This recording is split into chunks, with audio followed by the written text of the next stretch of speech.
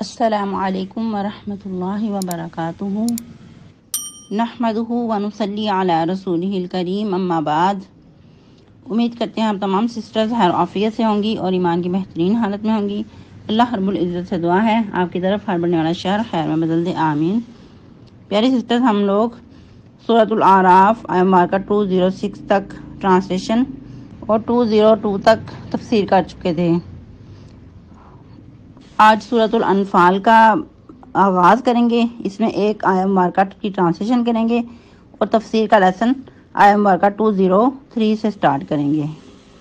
رب اشرح لی صدری ویسر لی امری واحلل عقدۃ من لسانی یفقہوا قولی اللہم بارک لنا فی اوقاتنا اللہم فقہنا فی الدین اللہم انی اسألک الہدی والتقی والعفاف والغنی اللہم الہمنی رشدی واعذنی من شر نفسی۔ اعوذ باللہ من الشیطان الرجیم، بسم اللہ الرحمن الرحیم۔ سورۃ الانفال۔ یسألونک عن الانفال قل الانفال للہ والرسول فاتقوا اللہ واصلحوا ذات بینکم وَأَطِیعُوا اللَّهَ وَرَسُولَهُ إِن كُنتُم مُؤْمِنِینَ۔ ٹرانسلیشن۔ یسألونک عن الانفال، اے نبی صلی اللہ علیہ وسلم، وہ آپ سے مال غنیمت کے بارے میں پوچھتے ہیں۔ انفال اصل میں جمع کا ورڈ ہے تو غنیمتوں پڑھیں گے۔ وہ آپ سے غنیمتوں کے بارے میں پوچھتے ہیں۔ قُلِ الْأَنْفَالُ لِلَّهِ وَالرَّسُولِ، آپ فرما دیجئے غنیمتیں اللہ اور اس کے رسول کے لیے ہیں۔ فاتقوا اللہ، تو اللہ سے ڈرتے رہو۔ وَأَصْلِحُوا ذَاتَ بَيْنِكُمْ، اور آپس کے معاملات کو درست رکھو۔ وَأَطِیعُوا اللَّهَ وَرَسُولَهُ، اور اطاعت کرو اللہ کی اور اس کے رسول صلی اللہ علیہ وسلم کی۔ ان کنتم مؤمنین، اگر ہو تم مومن۔ تفسیر آیت مارکہ 203 سے اور ساتھ میں 202 کو بھی لے کر چلیں گے۔ وَإِذَا لَمْ تَأْتِهِمْ بِآيَةٍ قَالُوا لَوْلَا اجْتَبَيْتَهَا قُلْ إِنَّمَا أَتَّبِعُ مَا يُوحَىٰ إِلَيَّ مِن رَّبِّي هَٰذَا بَصَائِرُ مِن رَّبِّكُمْ وَهُدًى وَرَحْمَةٌ لِّقَوْمٍ يُؤْمِنُونَ۔ جیسا کہ ہم کل کے لیسن میں پڑھ رہے تھے کہ ایمان والوں کو جن کے اندر تقویٰ ہوتا ہے ان کو شیطان کی طرف سے کوئی اکساہٹ پہنچتی ہے تو فوراً وہ اللہ کا ذکر کرتے ہیں اور دل کی نگاہوں سے، دل کی بصیرت کے ساتھ دیکھنے لگتے ہیں۔ ان کو فوراً سمجھ آ جاتی ہے کہ یہ شیطان کی طرف سے وسوسہ پہنچا ہے۔ لیکن شیطان کا کام کیا ہے؟ وہ ہمیشہ ہی حملہ کرتا رہتا ہے، اس کا کوئی وار جو ہے وہ خالی نہیں جاتا، وہ فوراً سے ہر ایک اوپر حملہ ہوتا رہتا ہے۔ جو اس کی چالوں میں آنے والے ہوتے ہیں، کمزور ایمان کے ہوتے ہیں، وہ فوراً اس کی چالوں میں آ جاتے ہیں، اس کے ورگلے میں آ جاتے ہیں۔ پھر ایسے لوگوں کو وہ مزید گمراہی میں کھینچتا ہی لے جاتا ہے۔ ثم لا یکسرون، پھر وہ کسی قسم کی بھی کمی نہیں کرتا۔ لیکن جو اللہ کے خالص بندے ہیں، ان کو اگر کچھ تھوڑا سا ان کے اوپر اثر ہو بھی جائے شیطان کا تو وہ فوراً سمجھ آتے ہیں اور پلٹ آتے ہیں اور اللہ کی پناہ میں آتے ہیں، کیونکہ ہر انسان کے ساتھ اللہ سبحانہ و تعالیٰ نے ایک شیطان کو بھی مقرر کیا ہوا ہے جو قرین بن کر ساتھ چلتا رہتا ہے۔ لیکن نبی صلی اللہ علیہ وسلم نے فرمایا کہ میرا جو شیطان ہے، میرا قرین ہے، وہ میرا مطیع ہو چکا ہے، وہ مجھے اچھی باتوں کا ہی حکم دیتا ہے۔ تو انسان جب خود کو مضبوط رکھتا ہے، اپنے ہتھیار مضبوط رکھتا ہے، تو وہ پھر یقیناً شیطان کے حملوں سے بچ جاتا ہے۔ جس طرح کہ سیدنا عمر فاروق رضی اللہ تعالیٰ عنہ کے بارے میں کیا آتا ہے کہ جس گلی میں عمر فاروق رضی اللہ تعالیٰ عنہ ہوتے، شیطان اپنا رستہ ہی بدل لیتا۔ تو ہمیں بھی چاہیے کہ اپنے ایسے مضبوط ایمان رکھیں کہ شیطان دور سے ہی دیکھ کر ڈر جائے اور وہ اپنا رستہ ہی بدل لے۔ لیکن جب انسان کا ایمان ٹوٹا پھوٹا ہوتا ہے تو شیطان پھر ہمیشہ ہی حملہ آور ہوا رہتا ہے۔ یاد رہے کہ شیطان انسان کے ویک پوائنٹ جو ہیں ان کی تلاش میں رہتا ہے، جہاں سے کمزور پاتا ہے وہیں سے اس کے اوپر حملہ کرتا ہے۔ شیطان کے حملوں سے وہی بچ سکتا ہے جو کثرت سے اللہ کا ذکر کرتا ہے اور دل کی نگاہیں کھول کے رکھتا ہے، اپنے اندر بصیرت پیدا کر کے رکھتا ہے اور گناہوں سے بچتا ہے۔ جب انسان گناہوں سے بچتا ہے تو یقیناً پھر انسان اللہ کی پناہ میں آ جاتا ہے اور شیطان کے ورگرے سے بچتا رہتا ہے۔ اب شیطان کے بعد فوراً مشرکین مکہ کا ذکر کر دیا کہ ان کی ایک اور پرانی روش ہے کہ جب ان کے پاس کوئی نشانی نہیں آتی، کوئی معجزہ آپ کو ان کو نہیں دکھاتے، کچھ عرصہ گزر جاتا ہے تو فوراً سے کہتے ہیں کہ تم اپنی طرف سے کیوں نہیں گاڑ لائے، لولا اجتبیتھا، تم اپنی طرف سے کیوں نہیں گاڑ لائے۔ قل انما اتبع ما یوحی الی من ربی، اللہ سبحانہ و تعالیٰ فرماتے ہیں کہ آپ فرما دیجئے بے شک میں تو پیروی کرتا ہوں اسی چیز کی جو میرے رب کی طرف سے وحی کی جاتی ہے۔ میرا کام معجزات دکھانا نہیں ہے، معجزات اپنی طرف سے گاڑ لانا نہیں ہے، بلکہ جو وحی کی جاتی ہے میں تو اسی کا ہی پیروکار ہوں۔ میں اپنے رب کے حکم کا انتظار کرتا رہتا ہوں۔ میرا کام تو جو میں مشن دے کر بھیجا گیا ہوں اس کو ویسا ہی پہنچا دوں جیسا اللہ سبحانہ و تعالیٰ نے حکم دیا ہے۔ تمہارے مطالبات کے مطابق معجزہ دکھانا میرا کام نہیں ہے۔ پھر فرمایا ھذا بصائر من ربکم، یہ روشن دلائل ہیں تمہارے رب کی طرف سے، یعنی جو قرآن معجزات سے بھرا پڑا ہے یہی تمہارے لیے معجزات کے لیے کافی ہے۔ لیکن جب انسان ہدایت کی طرف آنا نہیں چاہتا پھر بڑے سے بڑا معجزہ دیکھ کر بھی انسان اعتراضات ہی کرتا رہتا ہے۔ اور قرآن مجید کے علاوہ بھی بہت سارے ان کو معجزات دکھائے گئے، جیسے شق قمر اور بھی اس کے علاوہ بہت سارے۔ تو اگر قرآن مجید ہی دیکھا جائے تو یہی معجزات کے لیے کافی ہیں۔ بذات خود قرآن مجید بہت بڑا معجزہ ہے، اور یہ قرآن صرف معجزہ ہی نہیں بلکہ وَہُدًى وَرَحْمَةٌ لِقَوْمٍ يُؤْمِنُونَ، ہدایت اور رحمت کا سبب ہے ان لوگوں کے لیے جو ایمان لانے والے ہیں، جو واقعی دل سے یقین رکھنے والے ہیں، ان کو ہی یہ ہدایت اور رحمت کی سمجھ آتی ہے۔ لیکن یاد رہے کہ قرآن مجید صرف غلافوں میں لپیٹ کر رکھنے سے ہی ہدایت اور رحمت حاصل نہیں ہوتی، یا کہیں ان کو اوپر بہت بلندی پہ رکھ دیا جائے کہ یہ احترام اس کا ہو رہا ہے، تو حقیقت میں یہ ادب و احترام نہیں ہے، بلکہ قرآن مجید کو کھولنا، اس کو پڑھنا، اس کے مطابق اپنی زندگیوں کو ڈالنا، اس کے مطابق عمل کرنا، یہ اصل میں ہدایت اور رحمت کا سبب ہے۔ اگر قرآن مجید کو کھولیں گے نہیں، پڑھیں گے نہیں، اس کے مطابق عمل کرنے کی توفیق نہیں ملے گی تو یہ سراسر قرآن کے احترام کے خلاف ہے۔ جیسا کہ ساتھ ہی فرما دیا وَإِذَا قُرِئَ الْقُرْآنُ فَاسْتَمِعُوا لَهُ وَأَنصِتُوا لَعَلَّكُمْ تُرْحَمُونَ، جب قرآن پڑھا جائے تو اس کو غور سے سنو، وَأَنصِتُوا، اور خاموش رہا کرو، لَعَلَّكُمْ تُرْحَمُونَ، تاکہ تم پر رحم کیا جائے۔ کیا پتہ چلتا ہے کہ قرآن مجید کا سننا بھی باعث رحمت اور ہدایت کا سبب ہے، اور قرآن مجید کی جب تلاوت ہو رہی ہو، جب قرآن پڑھایا جا رہا ہو، اس وقت مکمل خاموشی کا ہونا بہت ضروری ہے، اور یہی رحم کا سبب بھی ہے کہ ایسا کرنے سے انسان کے اوپر پھر اللہ سبحانہ و تعالیٰ کی طرف سے رحمتیں نازل ہوتی ہیں۔ لہٰذا آپ لوگوں کو بھی میں یہی کہوں گی کہ جب آپ لوگ لیسن سنا رہے ہوں تو گھر والوں کو چاہیے کہ مکمل خاموشی کریں اور آپ کے لیسن کی طرف توجہ دیں۔ لیکن بعض اوقات کیا ہوتا ہے کہ آپ لوگ بہت محنت کے ساتھ لیسن سنا رہے ہوتے ہیں اور گھر والوں کی طرف سے مسلسل شور ہو رہا ہوتا ہے، تو ایسا کرنا بھی قرآن کے خلاف ہے۔ آپ لوگوں کو بھی چاہیے کہ جب آپ لوگ لیسن سنائیں تو کہیں الگ سے ہو کر بیٹھ جائیں جہاں یکسوئی ہو اور گھر والے بھی ڈسٹرب نہ ہوں۔ اصل میں ادھر مخاطب مشرکین مکہ ہی ہیں جنہوں نے مسلمانوں پہ پابندیاں لگا رکھی تھیں کہ وہ بیت اللہ کا طواف نہیں کریں گے، نماز ادا نہیں کریں گے، بیت اللہ میں داخل نہیں ہوں گے۔ اسی طرح انہوں نے یہ بھی پابندی لگا رکھی تھی کہ جب نماز ادا کریں گے تو قرآن مجید نماز میں اونچی آواز میں نہیں پڑھیں گے، کیونکہ ایسا کرنے سے ان کے جو عورتیں اور بچے ہیں وہ متاثر ہوتے ہیں۔ یاد رہے کہ مشرکین خود بھی قرآن سنتے اور قرآن سن کر رویا کرتے تھے، کیونکہ جتنا اچھے سے ان کو سمجھ آیا کرتا تھا شاید ہم بھی ویسا نہ سمجھ پائیں، کیونکہ ان کی زبان ہی عربی تھی، وہ عرب دان تھے، اور جتنی گہرائی اور ڈیپتھ سے وہ سمجھ سکتے تھے اتنی ہمیں بھی سمجھ نہیں آتی۔ ہم لوگ چاہے جتنی بڑی بڑی تفسیریں پڑھ لیں لیکن وہ ہم سے زیادہ بہتر اس کلام کو سمجھ سکتے تھے، تو اسی وجہ سے ان کو ڈر تھا کہ کہیں ہمارے بچے اور عورتیں کمزور ہیں تو یہ کہیں قرآن پہ ایمان ہی نہ لے آئیں۔ اسی وجہ سے انہوں نے اس بات کی پابندی لگا رکھی تھی کہ قرآن کو اونچی آواز سے نہیں پڑھا جائے گا۔ لیکن یاد رہے کہ پابندیاں لگانے کے باوجود وہ خود بھی اس قرآن کو سنے بغیر رہ نہیں سکتے تھے، یہ بیت اللہ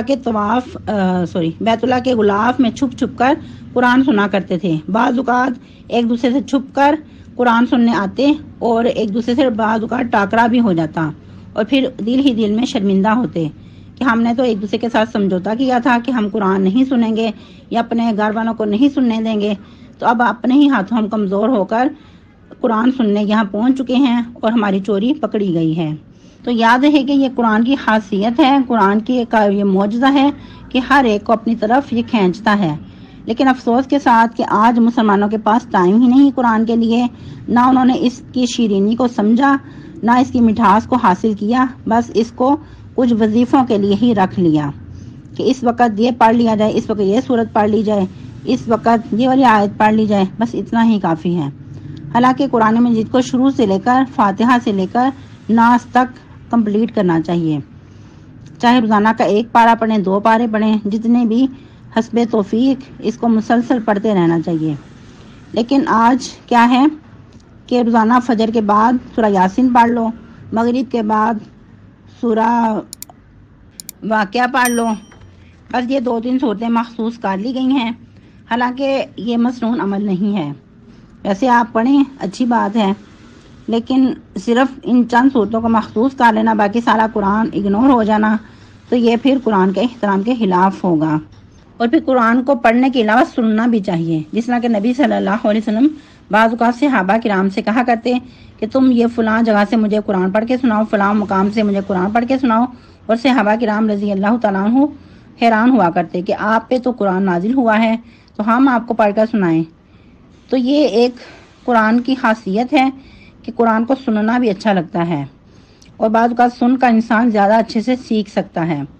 تو لہٰذا آپ لوگ بھی اپنے کاموں کے دوران قرآن مجید کو کثرت سے سنا کریں، تلاوت پلے رکھا کریں۔ جس طرح کہ کچن میں زیادہ تر خواتین کا ٹائم گزرتا ہے، تو قرآن مجید کچن میں پلے کر کے رکھ لیں، اس طرح آپ کو کاموں میں بھی آسانی ہو جائے گی اور باعث برکت بھی ہوگا۔ لیکن کچھ لوگ آپ کو اعتراض کرتے نظر آئیں گے کہ یہ کیا بات، یہ تو قرآن کے احترام کے خلاف ہے کہ آپ ایک طرف تلاوت لگا رکھی ہے اور دوسری طرف کام کر رہے ہیں۔ تو یاد ہے کہ کان تو ہمارے کھلے ہوتے ہیں، کانوں کے اندر تو آواز جا رہی ہوتی ہے، تو اس کے لیے پھر یہ بھی ہے کہ انسان یکسوئی اختیار کرے۔ ایسا نہیں کہ ایک طرف تلاوت لگی ہے اور دوسری طرف ہم اونچی اونچی فضول ہی گفتگو کرتے جا رہے ہیں، تو اس طرح یقیناً پھر قرآن کے احترام کے خلاف ہوگا کہ اس طرح قرآن کی جو تلاوت ہے وہ اگنور ہو رہی ہو۔ پھر فرمایا وَاذْكُرْ رَبَّكَ فِي نَفْسِكَ تَضَرُّعًا وَخِيفَةً وَدُونَ الْجَهْرِ مِنَ الْقَوْلِ، اور یاد کرو اپنے رب کو اپنے دل ہی دل میں عاجزی سے اور چپکے چپکے، یعنی کہ گویا کہ ایک دعا مانگنے کے جو آداب ہیں وہ سکھائے جا رہے ہیں اللہ کو یاد کرنے کے۔ جیسا کہ اللہ سبحانہ و تعالیٰ فرماتے ہیں کہ جو شخص مجھے اپنے دل میں یاد کرتا ہے میں بھی اس کو اپنے جی میں یاد کرتا ہوں، اور جو بڑی مجلس میں یاد کرتے ہیں مجھے، اور میں اس سے بہتر مجلس جو میرے پاس فرشتوں کی ہے اس میں اس شخص کا ذکر کرتا ہوں۔ تو انسان کو ہمیشہ ہی ذکر کرتے رہنا چاہیے، اور یاد رہے کہ ذکر میں نماز بھی آتی ہے اور تلاوت قرآن بھی، اس کے علاوہ باقی ذکر اذکار بھی۔ پھر فرمایا کہ عاجزی سے بھی اور چپکے چپکے بھی، یعنی کہ انسان کو چیخ پکار کر کے ذکر اذکار نہیں کرنا چاہیے، بلکہ عاجزی کے ساتھ اور آہستہ آہستہ، اس طرح زیادہ یکسوئی اور زیادہ عاجزی پیدا ہوتی ہے، اور ایک اللہ سبحانہ و تعالیٰ اور بندے کے درمیان بہت اچھا تعلق ڈیولپ ہوتا ہے۔ پھر فرمایا وَدُونَ الْجَهْرِ مِنَ الْقَوْلِ، اور آہستہ آواز میں بھی اور تھوڑے بلند آواز میں بھی، یعنی کہ چیخ پکار کر کے نہیں لیکن اونچی آواز میں بھی انسان ذکر اذکار کر سکتا ہے یا تلاوت کر سکتا ہے۔ پھر فرمایا بالغدو والآصال، صبح اور شام، ادھر مراد صبح شام کے اذکار بھی ہو سکتے ہیں۔ اور یاد رہے کہ صبح شام کے اذکار کی پابندی کرنا بہت ضروری ہے۔ اگر آپ لوگوں نے اب تک پابندی نہیں کی تو اب سے پابندی شروع کر لیں، فجر کے بعد اور مغرب سے پہلے صبح شام کے اذکار لازمی کیا کریں۔ اگر زبانی نہیں یاد تو یاد کر لیں، بہت ساری کتابیں اویلیبل ہیں تو کتاب کھول کر پڑھ لیں اگر زبانی یاد نہیں۔ جب کچھ دن آپ اس پہ عمل کریں گے تو یقیناً آپ کو زبانی یاد ہو جائیں گے۔ پھر فرمایا وَلَا تَكُن مِّنَ الْغَافِلِينَ، اور تم غافلوں میں سے نہ ہونا۔ جو شخص اللہ کا ذکر کرتا ہے، تلاوت کرتا ہے، نماز کی پابندی کرتا ہے، یقیناً پھر وہ غافل نہیں رہ سکتا۔ یہ بھی چیز ہے کہ انسان جب ذکر اذکار کرے تو دل کی آگاہی کے ساتھ کرے، کیونکہ بعض اوقات ہم ذکر تو کرتے چلے جاتے ہیں لیکن دل کی آگاہی نہیں ہوتی، سوچیں ہماری کہیں اور ہوتی ہیں، تو اس کا پھر اتنا فائدہ نہیں ہوتا۔ یا پھر بعض اوقات نماز پڑھ رہے ہیں، نماز کے اندر ہونٹ نہیں ہل رہے، یا پھر تلاوت کرتے وقت ہونٹ نہیں ہل رہے، دل ہی دل میں پڑھ رہے ہیں، تو یہ چیز اس طرح پھر نماز نہیں ہوتی۔ نماز کے لیے ضروری ہے کہ انسان کے ہونٹ ہلیں، اور کم سے کم اتنا تو انسان کرے کہ انسان کو خود فیل ہو کہ میں کیا پڑھ رہا ہوں۔ اس طرح دل کی آگاہی بھی ہوگی اور اس کی حلاوت بھی انسان پا لے گا۔ یہی وجہ ہے کہ بعض اوقات کہا جاتا ہے کہ نماز تو ہم پڑھتے ہیں لیکن اس کی خشوع نہیں ہم حاصل کر پاتے، تو یہی وجہ ہے کہ جب دل ہی دل میں پڑھ رہے ہیں یا بالکل ہونٹ بھی نہیں ہل رہے تو اس طرح پھر یکسوئی بھی نہیں آتی اور اس خشوع سے حالی ایسی نماز۔ اور پھر یاد رہے کہ جو انسان دنیا پہ آیا ہے اس کو یہ پتہ ہے کہ میں نے واپس بھی جانا ہے، تو وہ پھر غفلت کی زندگی نہیں گزار سکتا۔ اس کو بھی یہ یاد رہے گا کہ یقیناً جو میں کام کر رہا ہوں اس کے بارے میں مجھ سے پوچھ بھی ہونی ہے، میں نے اس کا حساب بھی دینا ہے، اور میں نے واپس اللہ کے پاس لوٹ کر بھی جانا ہے۔ پھر ہو نہیں سکتا کہ وہ حقوق اللہ میں کمی کرے یا پھر حقوق العباد میں کمی کرے۔ انسانی ناطے کمی تو ہو سکتی ہے لیکن جان بوجھ کر کسی کے وہ حقوق پامال نہیں کرے گا۔ پھر مزید کیا فرمایا گیا؟ ان الذین عند ربک لا یستکبرون عن عبادتہ ویسبحونہ ولہ یسجدون، بے شک وہ لوگ جو تیرے رب کے پاس ہیں نہیں تکبر کرتے اس کی عبادت سے، اور اس کی تسبیحات کرتے رہتے ہیں اور اسی کے آگے سجدہ ریز رہتے ہیں۔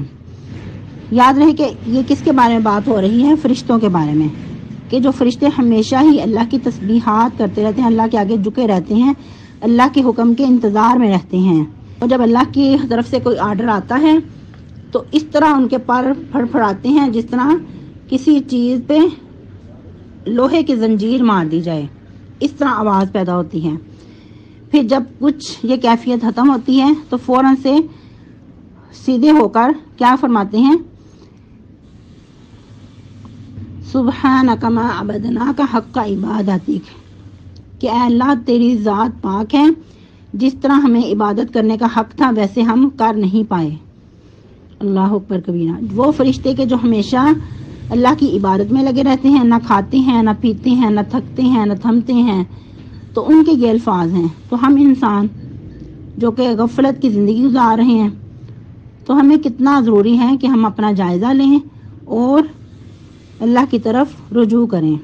لیکن یاد رہے کہ پھر بھی اللہ سبحانہ و تعالیٰ نے انسان کو فرشتوں پہ بھی برتری عطا کی ہے۔ جب انسان اللہ کی عبادت کرتا ہے، اللہ کی مکمل اطاعت گزاری کے ساتھ زندگی گزارتا ہے، تو پھر ایسا شخص فرشتوں سے بھی افضل ہو جاتا ہے۔ اور یاد ہے کہ فرشتے اتنی زیادہ عبادت گزار ہونے کے باوجود تکبر نہیں کرتے، ان کے اندر عاجزی ہی عاجزی ہے، ہمیشہ اللہ کی حکم کی انتظار میں رہتے ہیں، پھر اللہ کے حکم ملنے کے بعد نافرمانی نہیں کرتے۔ لا یعصون اللہ ما امرہم ویفعلون ما یؤمرون، کہ جو ان کو حکم دیا رہتا ہے فوراً بجا لاتے ہیں، اس میں کسی قسم کی بھی نافرمانی نہیں کرتے۔ ویسبحونہ، اور وہ تسبیحات کرتے رہتے ہیں۔ یاد رہے کہ ان کی تسبیحات کیسے ہیں؟ جیسے ہمارے سانس چلتے ہیں ایسے ان کی تسبیحات وہ کرتے رہتے ہیں، یعنی کہ جیسے ان کی خوراک ہی ان کی تسبیحات ہیں۔ وَلَهُ يَسْجُدُونَ، اور وہ ہمیشہ ہی سجدہ ریز رہتے ہیں۔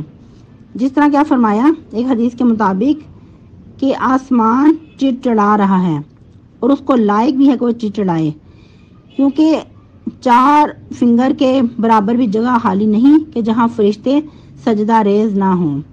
اتنے فرشتے ہونے کے باوجود بھی وہ سجدہ ریز ہیں، سب فرشتے ہی سجدے میں ہیں۔ اور یہ آیہ مبارکہ سجدہ تلاوت کی ہے، یعنی کہ جب ایسی آیہ مبارکہ کی تلاوت کی جائے تو اس وقت سجدہ کرنا ضروری ہے، لیکن یاد رہے کہ یہ سجدہ فرض نہیں ہے، اس کو بعض علماء اہل علم واجب کہتے ہیں، یعنی کہ اگر انسان کر لیتا ہے تو اچھی بات ہے، بہت اجر ہے، لیکن اگر نہیں کرتا تو پھر اس پہ گناہ بھی نہیں ہے۔ تو یہ شاید جب سے ہم تفسیر کا لیسن پڑھ رہے ہیں فرسٹ ٹائم یہ سجدہ آیا ہے، تو آپ لوگوں کو اس کی جو دعا ہے وہ یاد ہونی چاہیے، اگر نہیں یاد تو یاد کر لیں۔ دعا کیا ہے؟ ساجد وجہی للذی خلقہ وشق سمعہ وبصرہ بحولہ وقوتہ فتبارک اللہ احسن الخالقین۔ بہت ہی خوبصورت دعا ہے، تو سجدے میں جا کے اس کو 3 بار پڑھنا ہوتا ہے۔ اور یہ جو سجدہ ہے یہ نفلی سجدہ ہوگا، اس کے لیے قبلہ رخ ہونا بھی ضروری نہیں، یا پھر باوضو ہونا بھی ضروری نہیں، اور صحابہ کرام کثرت سے سجدہ کیا کرتے تھے۔ بعض اوقات جگہ کی قلت کی وجہ سے جگہ نہ پاتے تو ایک دوسرے کی پشت کے اوپر ہی سجدہ کر رہے ہوتے، یعنی کہ اس کے لیے پراپر جیسے سجدہ کیا جاتا ہے، اگر نہ جگہ ملے تو ہلکا سا جھک لینا بھی کافی ہے۔ یہاں تک کہ اگر سواری پہ بھی ہیں تو سواری پہ بھی انسان ہلکا سا جھک لیتا ہے تو کافی ہو جاتا ہے۔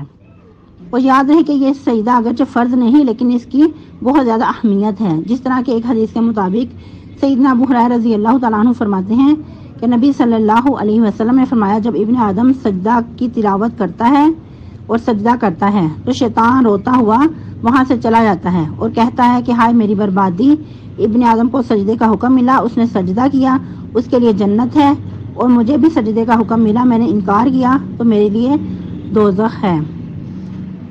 تو کیا پتہ چلتا ہے کہ سجدہ کرنا بہت ہی زیادہ اجر کا باعث ہے، تو اس لیے کوشش کے ساتھ سجدہ کر لینا ہی اچھا ہے، لیکن اگر کبھی کبھار نہ ہو تو اس پہ کوئی وعید نہیں ہے۔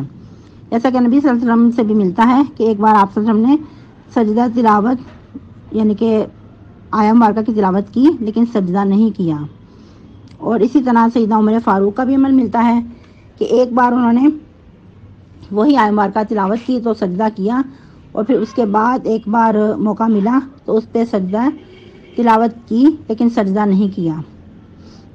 آپ لوگوں کو بہت بہت مبارک ہو کہ الحمدللہ ہماری سورۃ الاعراف پایہ تکمیل کو پہنچی اللہ کے فضل و کرم سے۔